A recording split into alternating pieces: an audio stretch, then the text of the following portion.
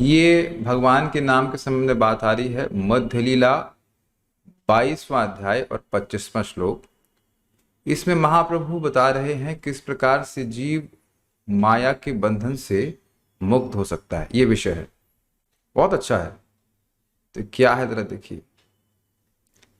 पहली बात तो एक वैद्य की तरह महाप्रभु डायग्नोसिस कर रहे हैं कि हम माया के द्वारा बांधे क्यों गए हैं।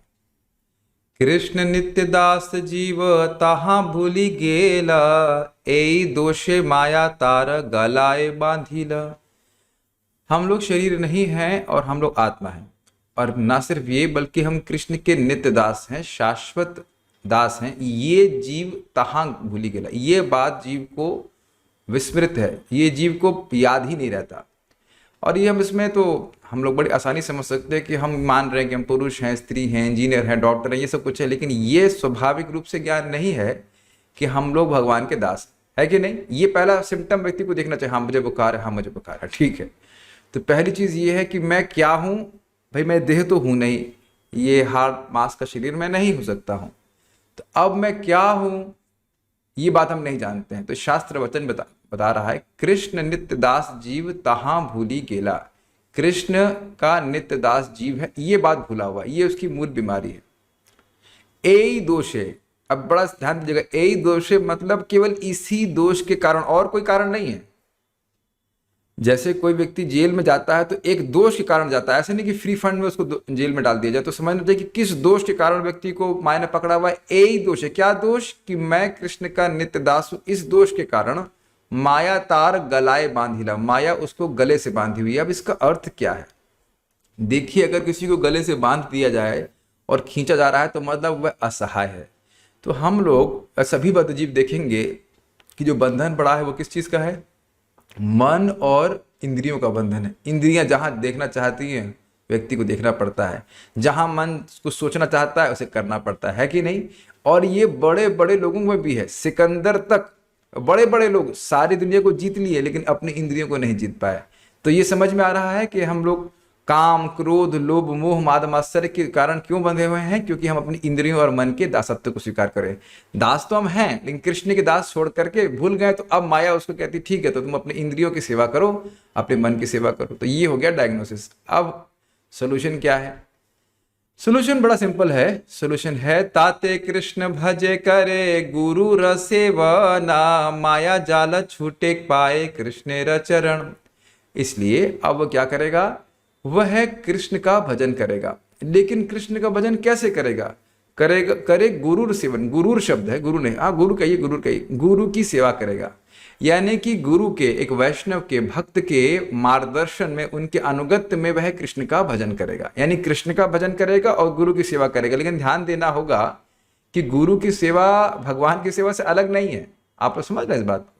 गुरु जी बताएंगे हरि नाम जप करो, भगवान को प्रणाम करो और भगवान को भोग लाके प्रसाद पाओ। लेकिन क्या भाव है कि मैं गुरु जी के माध्यम से भगवान की सेवा कर रहा हूं, सीधे भगवान की सेवा कर रहा हूं? ये नहीं, ये सेवा है और इससे गुरु जी प्रसन्न होंगे, भगवान कृष्ण प्रसन्न होंगे। इस प्रकार से व्यक्ति भजन करे तो कह रहे हैं माया जाल छूटे। बड़ा स्पष्ट है, देखिए वह माया के जाल से छूट जाएगा। बड़ा चमत्कारिक लगता है। और कभी कभी तो लोगों को विश्वास भी नहीं होगा, क्या मैं कभी भी अपने मन और इंद्रियों की दासत्व से मुक्त हो पाऊंगा? लेकिन आप देखिए भक्त लोग, मैं उदाहरण दे रहा था कि पहले हम लोग 8 बजे 9 बजे सो के उठते थे और अब देखिए सुबह उठ जाते हैं, है कि नहीं? कुछ लोगों को हो सकता है सुबह उठने में दिक्कत आ रही हो, लेकिन फिर भी उठ जा रहे हैं, ऐसी बात नहीं है।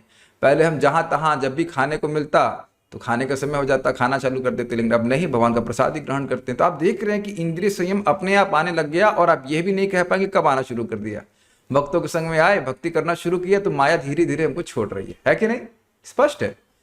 और उसके बाद बहुत सुंदर बात प्रभुपाद जी अपने तात्पर्य में बताते हैं। वह चीज मैं आपको आगे से पढ़ाता हूं, बहुत अच्छा है।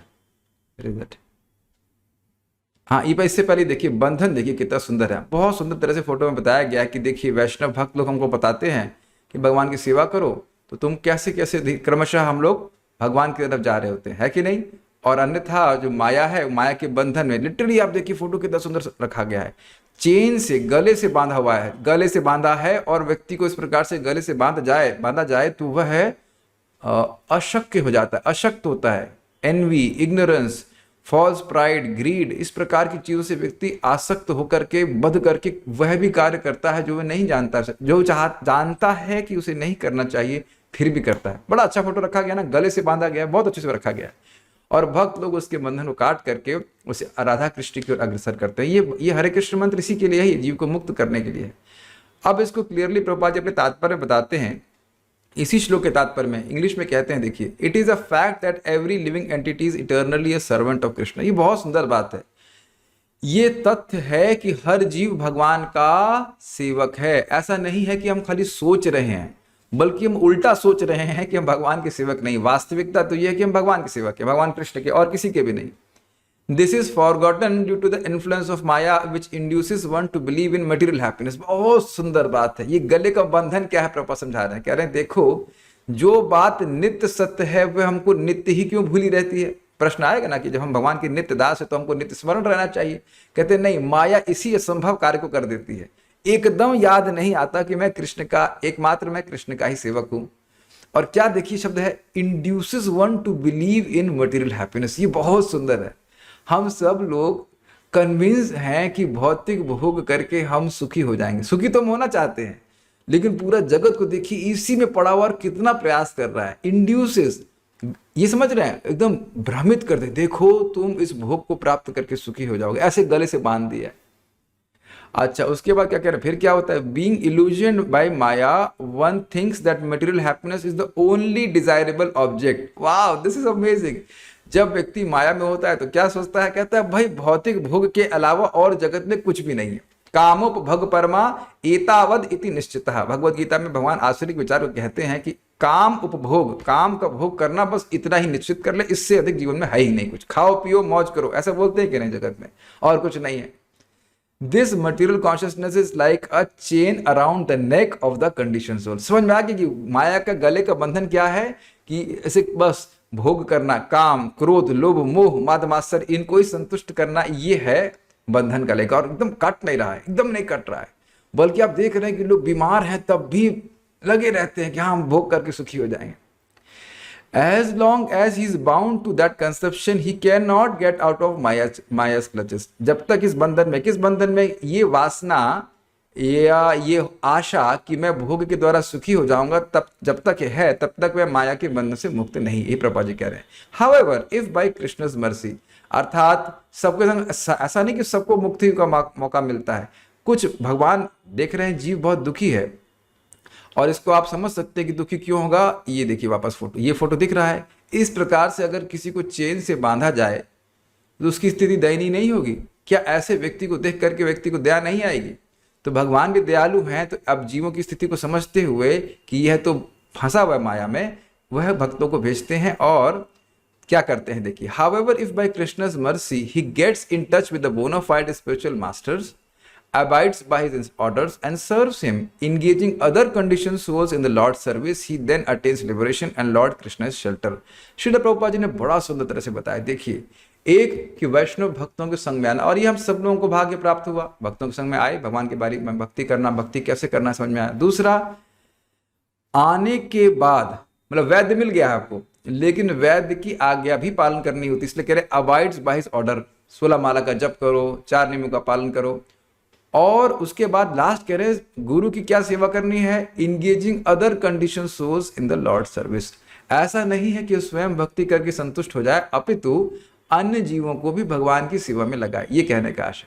तो क्या सेवा करनी है गुरु जी की बड़ा स्पष्ट है। और देखिए, अब हर किसी को भगवान अलग अलग सामर्थ्य देते हैं। अगर किसी एक व्यक्ति को भी आप सहायता कर रहे हैं तो वह भी सहायता है। ध्यान दीजिएगा कि यहां पे एक व्यक्ति के उद्धार की बात हो रही है। अगर आप विचार करें श्लोक को, आप देखेंगे कि जीव शब्द आ रहा, देखिए, कृष्ण नित्य दास जीव तहां भूली केला। ध्यान दिया आपने? एक जीव के उद्धार की बात कर रहे हैं। एक जीव को भी कृष्ण का ज्ञान मिलना, या हरे कृष्ण मंत्र मिलना, प्रसाद मिलना, भगवान का ज्ञान प्राप्त होना, कैसे मुक्त हो, इसका वर्णन श्रीमद् चैतन्य महाप्रभु कर रहे हैं।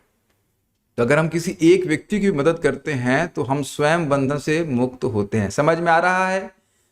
स्वयं हरे कृष्ण मंत्र जप करें और अन्यों की भी मदद करें, भगवान के नाम का आश्रय लेने से, तो निश्चित रूप से भगवान उसके उस व्यक्ति के बंधन को भी काटेंगे और हमारे बंधन को भी काटेंगे।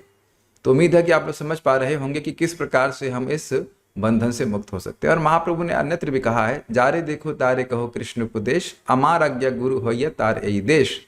तो कह रहे हैं कि जिसको भी देखो तुम कृष्ण के बारे में बताओ तो उससे क्या फायदा होगा। तो कहते हैं, कबू ना बाड़ी भी तुम्हारे विषय तरंगे, पुनर्पिठाई पावे मोर संगे। तुम्हारे हृदय में विषय तरंग कभी नहीं आएगी, भोग की वासना कभी नहीं आएगी, और तुम फिर से मेरा संग प्राप्त करोगे। बल्कि प्रभुपाद जी कहते हैं, वह महाप्रभु के संग से दूर कभी हो ही नहीं पाएगा। तो स्पष्ट समझ में आ रहा है, समझना चाहिए कि मैं भगवान का दास हूँ और मुझे भगवान की सेवा करनी है, गुरु जी को प्रसन्न करना है, प्रभुपाद जी को प्रसन्न करना है। कैसे करेंगे? दूसरों को भी कृष्ण भावना में आने का कम से कम मौका दिया जाए, वो ले नहीं, अलग ही बात है। तो इसके द्वारा हमारा खुद का बंधन भी कटेगा और दूसरों का भी। और ये बड़ा आसान है, chant Hare Krishna and spread Hare Krishna. You chant Hare Krishna yourself and help others to also chant Hare Krishna. एक और बात ध्यान रखिएगा कि सब शास्त्र की बात तो है ही, लेकिन जितना हम लोग गंभीरता से नाम उच्चारण करते जाते हैं, ये बातें हृदय में प्रकाशित भी होती जाती है। आपको जीवन में दिखने लगता है कि हाँ, मैं तो बंधन से मुक्त हो रहा हूँ। So we develop more faith in this process. Okay, so we'll chant Hare Krishna.